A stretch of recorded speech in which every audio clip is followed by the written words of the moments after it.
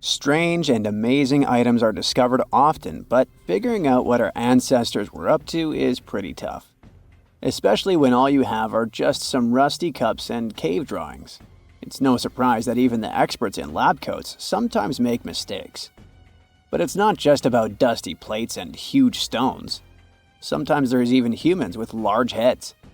So grab your digging tools and let's travel back to ancient times to explore incredible societies that even scientists can't fully explain.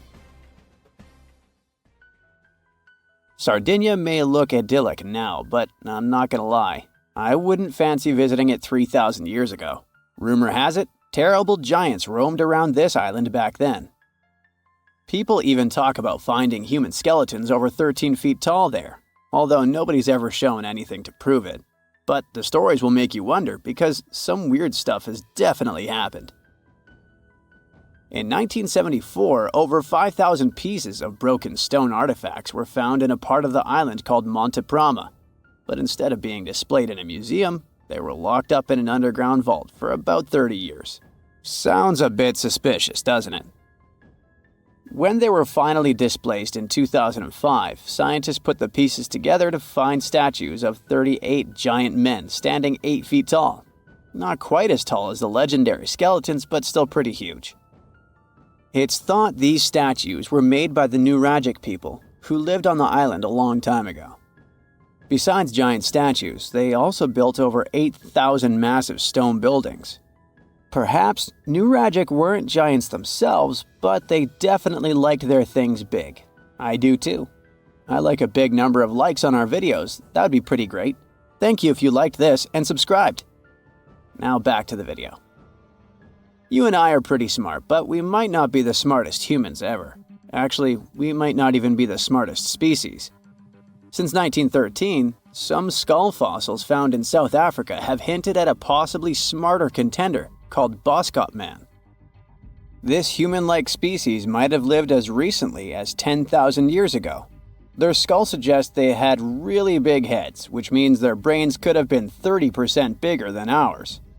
Wow! Their average IQ could have been around 149, making them among the smartest 0.05% of people today. But if a Boskop Brainiac was so much smarter, why are they not around and we are? Well, bigger isn't always better, you know. Our brains are a lot bigger than our ape relatives, mainly in the prefrontal cortex. This part helps with high-level tasks like making decisions, remembering things short-term, and being aware of ourselves. The parts of the brain that handle our senses and movements haven't really grown much. So, maybe the Boskops spent too much time dwelling on the past rather than doing practical things like hunting. But this is all just guessing. We really don't know what happened to these clever cousins of ours. Some people even argue that Boskops weren't any different from us, with the only evidence being parts of skulls. The jungle is huge. Did you know the Amazon rainforest is home to about 30% of all the world's plant and animal species? That's impressive. However, the history of one native species, humans, has long puzzled scientists. The mysterious Kasarabe people lived here for hundreds of years and then vanished around 1400 AD. People thought the Amazon only had a few scattered tribes, but recently we discovered big, unusual shapes in the ground called geoglyphs.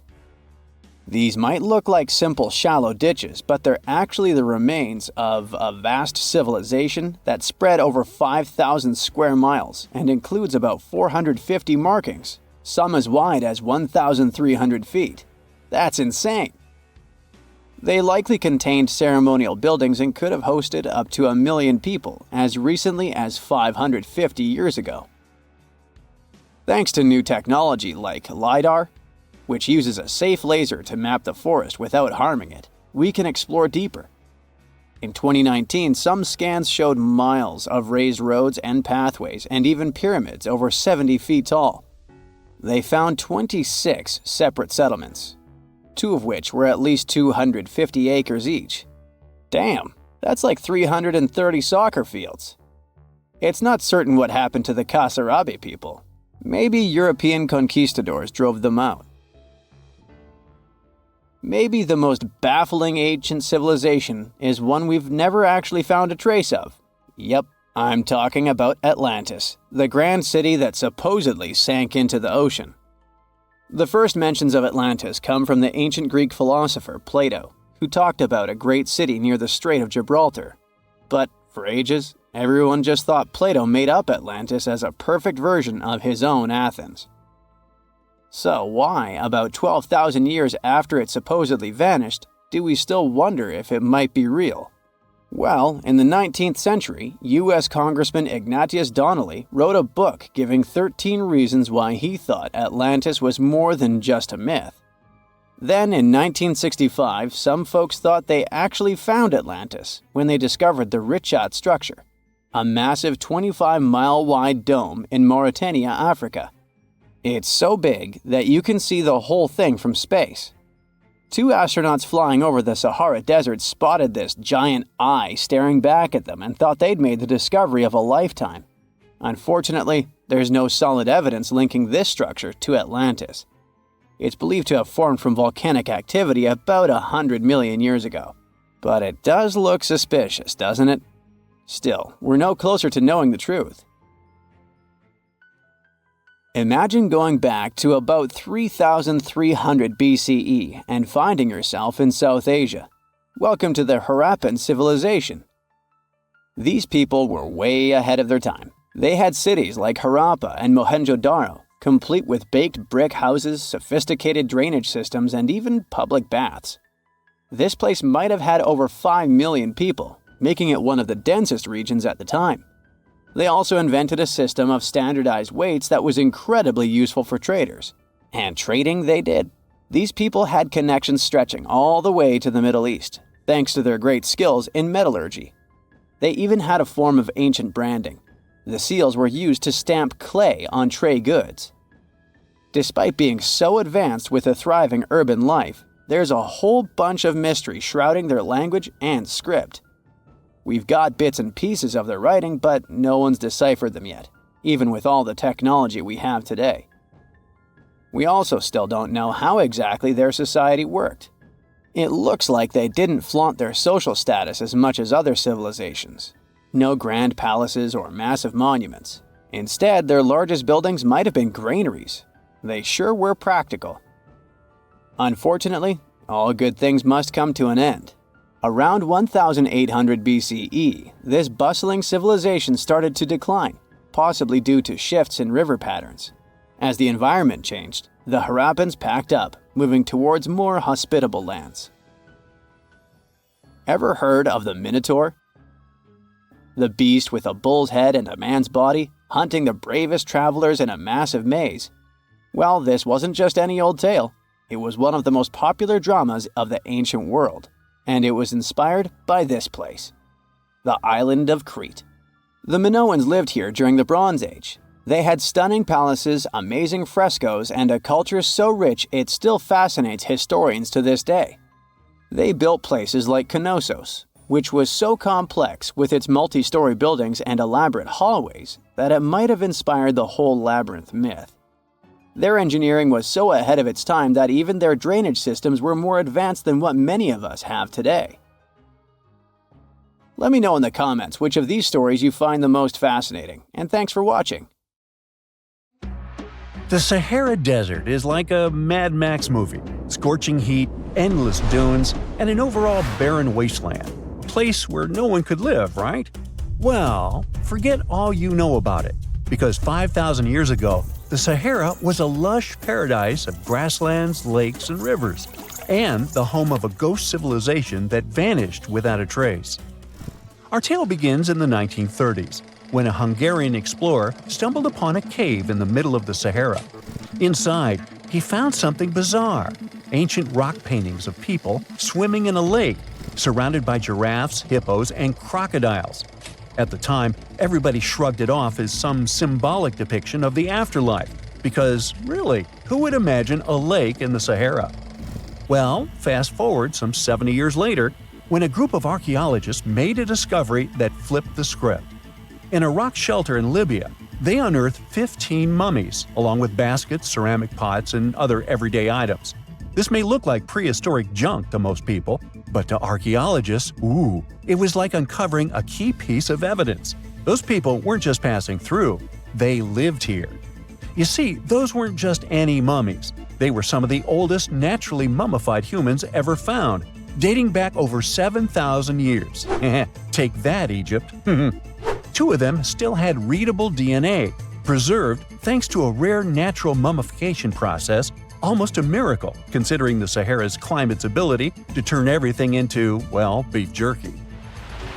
Scientists struggled to understand where those mummies came from for a while, because the mitochondrial DNA they recovered was not helpful at all. But thanks to scientific progress, they eventually managed to do a full genome analysis that revealed some weird secrets. Those people belonged to a human lineage that was completely unknown, and they lived isolated from the rest of humanity for thousands of years.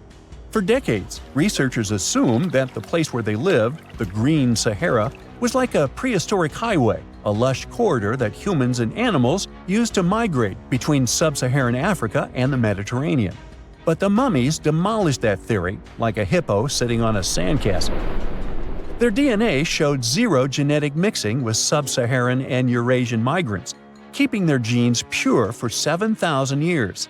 Their closest genetic relatives weren't their neighbors living right below the famous desert, but some ancient hunter-gatherers from Morocco, and even some guys that lived in the Czech Republic, when it wasn't even a country yet, 50,000 years ago. We're not out of the woods yet, because those mummies also carried some teeny-tiny traces of Neanderthal DNA, just 10% of the amount found in modern Eurasians. Now, if you paid attention in school, then you know that Neanderthals lived in Europe and Asia, and early humans only mixed with them after migrating out of Africa. But those Green Sahara folks never left Africa. So how did they get Neanderthal genes? The leading theory is that their ancestors mingled with Neanderthals in North Africa 50,000 years ago before settling in the Sahara and cutting off contact with the outside world. Archaeologists also found cattle bones and tools made of stone and wood at that rock shelter, proving that those people led a thriving pastoral lifestyle. This discovery made scientists scratch their heads for a while because, you see, animal domestication was not developed in Africa. So how did they learn it if they never mingled with anyone? Did they have ancient YouTube tutorials? Probably not. The researchers believe they must have traded knowledge with neighboring groups, but just knowledge, no saliva. It's almost too hard to believe that no outsiders mixed with them. After all, who wouldn't want to live in a thriving civilization in the middle of a green paradise, drinking milk, eating meat, and even using animal blood as a protein source? Ooh, yummy. They didn't have to hunt for every meal, thanks to their livestock, and the abundant water made life pretty sweet. And yet, they never married outsiders. Why? Maybe it was a cultural choice to never date outside their own group. Or maybe the landscape itself kept them isolated. This is where scientists place their bets. They believe that the dense forests and rivers that existed in the Green Sahara acted like nature's no trespassing sign, creating a geographical barrier that isolates animals, plants, and whole societies. This isolation is the reason why their genes were so unique. These guys weren't swapping spit with anyone else. But this genetic time capsule almost didn't survive. For most of the last ice age, the Sahara was even harsher than today, a true dead zone where humans couldn't survive. 70,000 years ago, even the toughest people disappeared, retreating to the Nile Valley and the Mediterranean coast. Why? Because Earth was a climate bully. Massive glaciers stole all the moisture, weakening monsoons until rain clouds barely reached North Africa. Then came the knockout punches. Armadas of icebergs flooded the North Atlantic, triggering devastating droughts each time. This was the Sahara's ultimate keep-out era. Now, you're probably wondering how in the world the Sahara turned green after all this, and then went back to being a desert again. Well, it all started 15,000 years ago, I wasn't around then, when Earth was shaking off the last ice age. Our planet's axis was a bit wobbly, and because of that, the northern hemisphere got closer to the sun, getting extra sunlight and heat. This eternal summer turned North Africa into a giant moisture magnet, pulling water from the Atlantic and making it all rain down on the Sahara. The result of this ridiculous amount of rain was a lush savanna, complete with lakes the size of small countries. But the African humid period was not just a one-time miracle.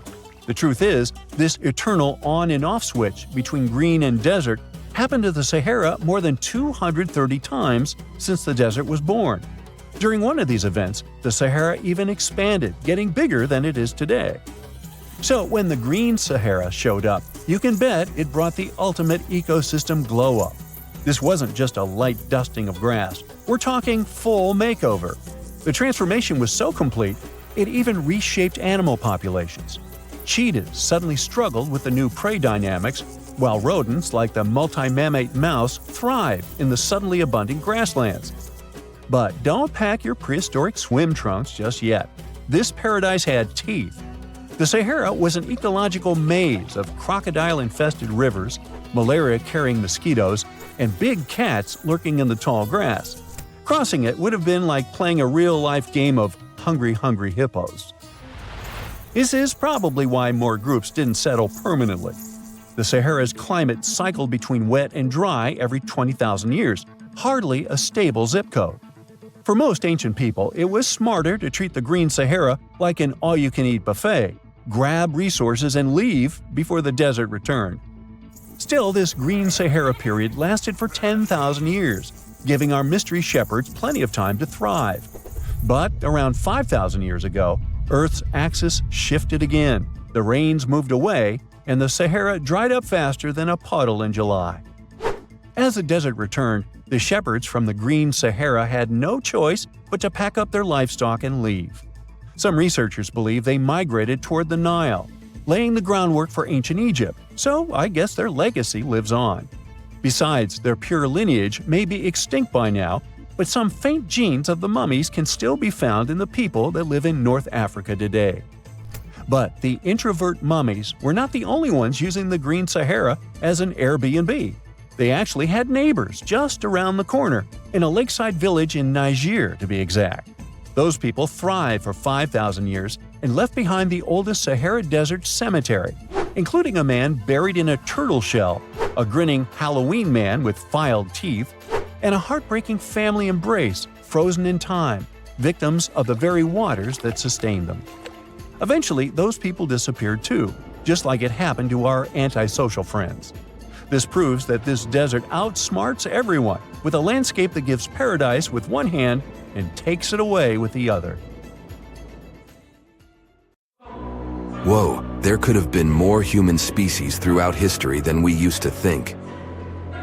In one place in East China, Hualongdong, scientists found the remains of a human who lived around 300,000 years ago. They found a jawbone and parts of the skull. They carefully studied these bones to compare them with the bones of other ancient and modern humans.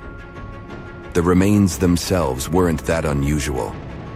We know our human family is really diverse and has been around for millions of years.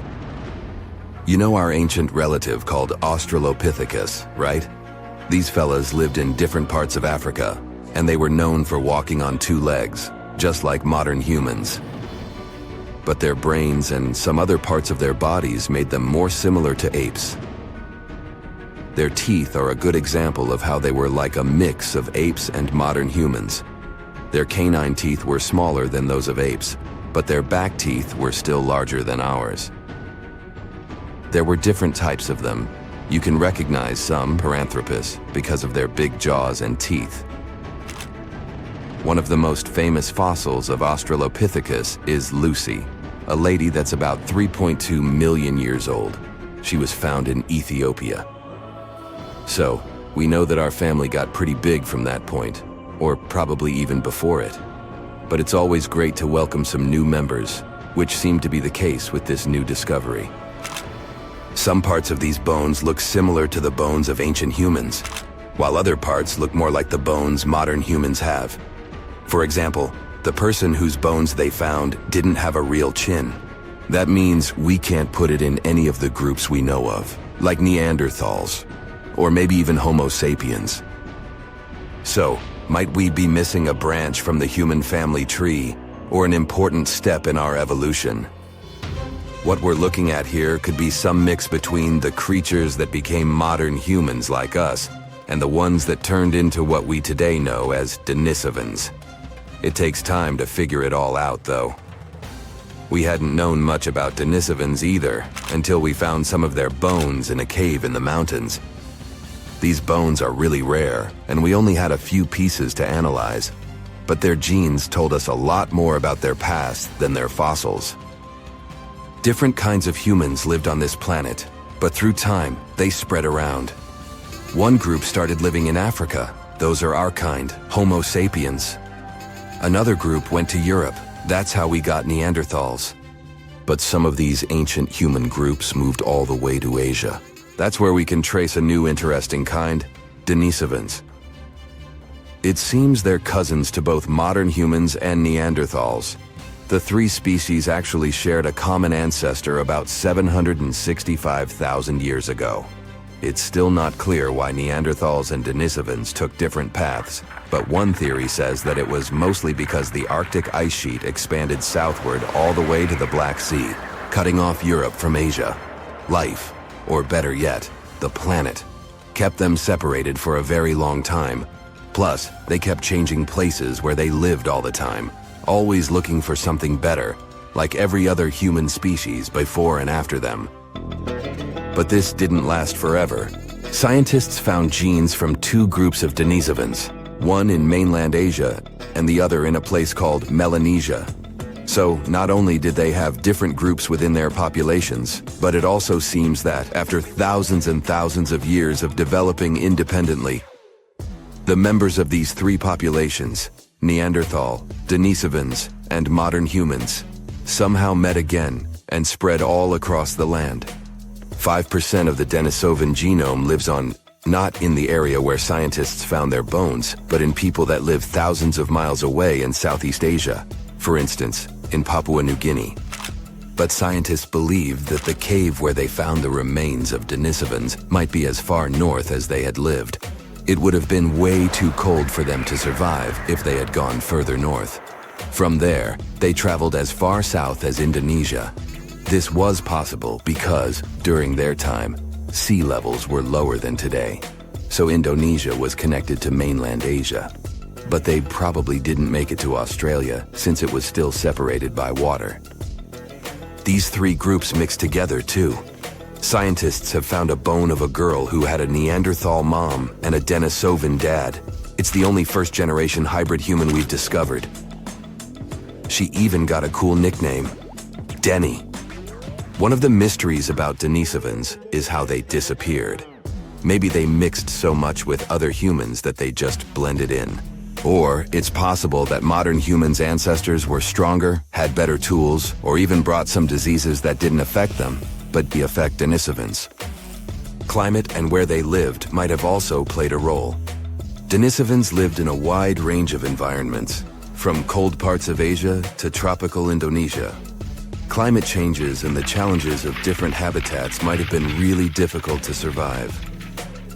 But it's hard to draw strict lines in our family tree. We're still relatively new at learning about it anyway. Who knows how many new members we are about to discover? Half a century ago, a team of scientists had an idea that a collection of fossils they found at the Great Rift Valley in Tanzania were actually the remains of some new human species. Yup. That was the time when we welcomed Homo habilis into the family. It was a big discovery at that time since people mostly believed that the story of our evolution had been really simple. First, there were Australopiths that looked like apes. After them, there was Homo erectus, the upright man. They most likely lived in Africa around 2 million years ago, but also expanded really quickly across Eurasia. It was the first human species that we know about to have traveled such long distances to find a better place for life. They looked and behaved like humans. Plus, they were probably the first of our ancient ancestors who learned how to deal with fire. Maybe they were the first to cook food as well, and that's what we're definitely thankful for.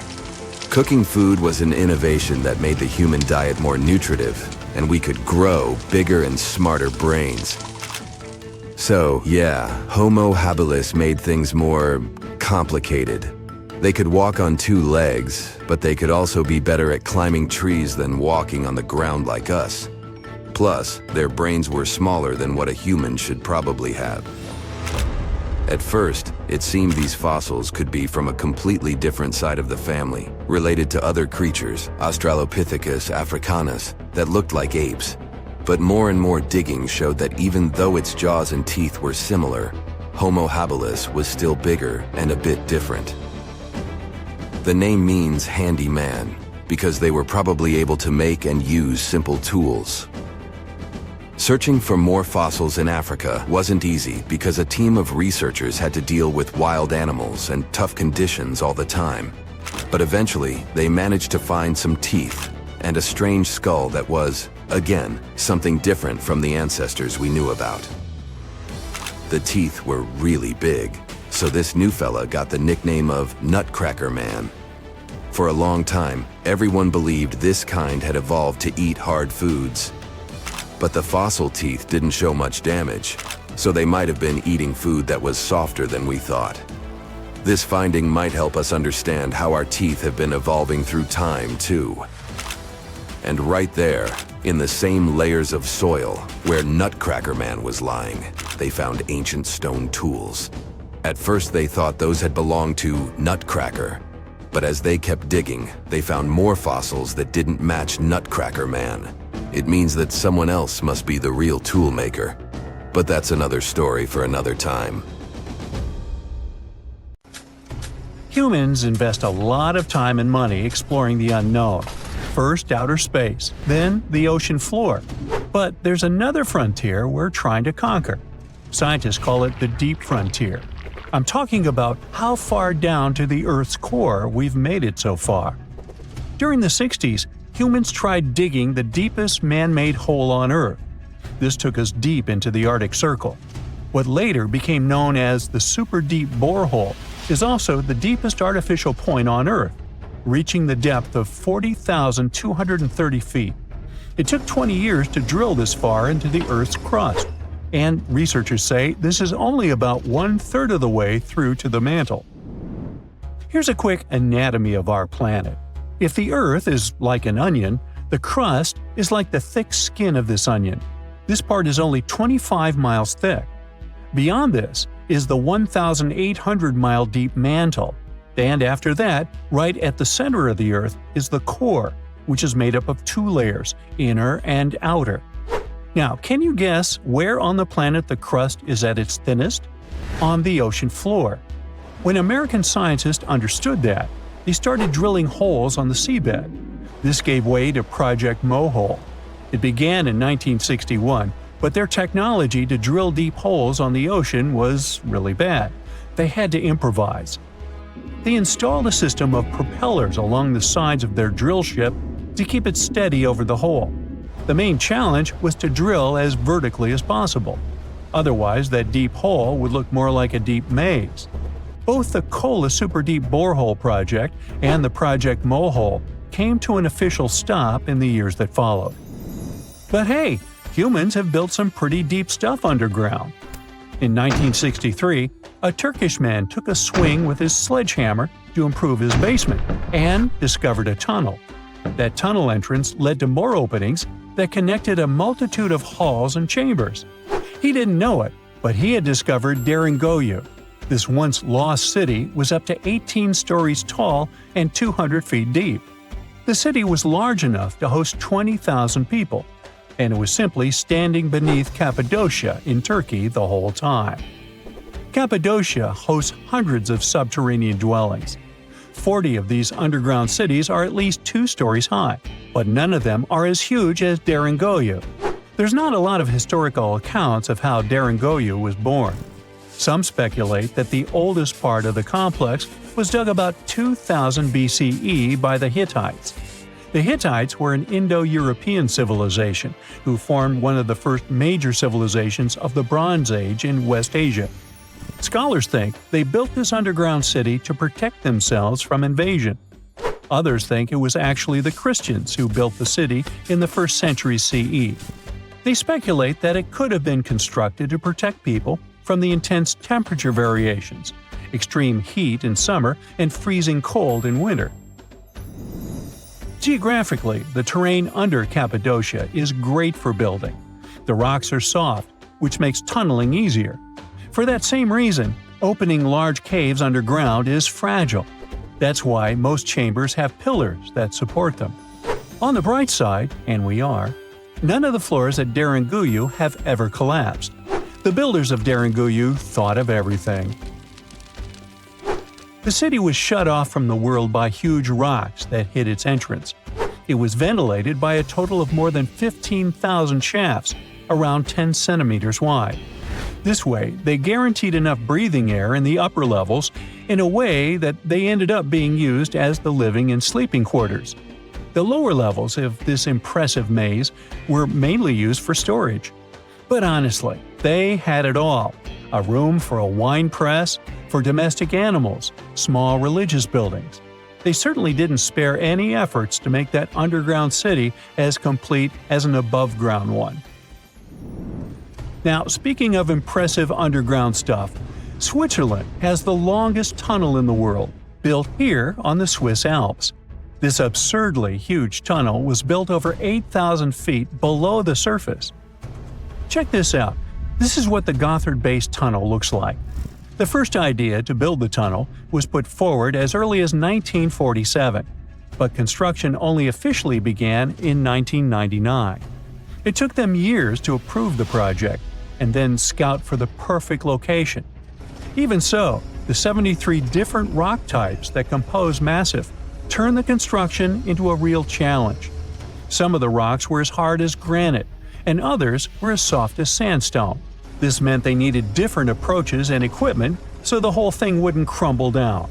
Overall, they had to excavate about 28 million metric tons of rock to make way for the tunnel.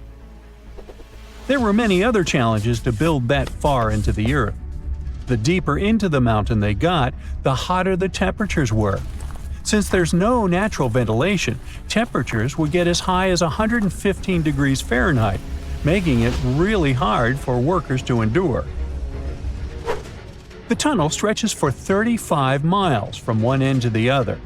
During the construction, workers had to use 4 massive tunnel boring machines, aka moles, to penetrate through the massif. Each of these moles was around 1,400 feet long. But that was one of the best things they could do, since these machines limit the disturbance to the surrounding ground and help to produce a smooth tunnel wall. You'd never guess that the world's deepest basement belongs to the Sydney Opera House in Australia. The building goes as deep underground as it grows above ground. But this basement isn't just the Opera House's foundation, it's a parking lot. This unique parking garage penetrates 120 feet underground, or 12 stories deep, while most car parks are only 4 or 5 stories deep. But that's not all that makes it unique. You see, if they decided to build a normal rectangular parking space, this would end up eliminating a bunch of possible parking spaces. And since they wanted to maximize the space they had available, they had to come up with some superb structure. First, they opened up a man-made cavern to make that dream possible. Then they had to come up with a design. That's what led to the donut-shaped cavern, or what engineers call a double helix. This design shocked the engineering community for its innovative approach. But hey, it worked. Today, there is space for over 1,000 cars down there, which seems about right for an opera house. Let's wow once again real quick. Some underground structures may take up to an hour to reach. Take this gold mine in South Africa that lies around 2.5 miles below the surface. Yeah, you may think, hey, it's just a couple of miles, why does it take an hour to get there? But the conditions are hard and it's not for the weak. But Milan Ladina, an Ecuadorian runner, even completed a half marathon there, despite temperatures reaching 104 degrees Fahrenheit, high humidity at 80%, and an atmospheric pressure of 1.4, comparable to what divers experience 5 meters under the sea. Yikes!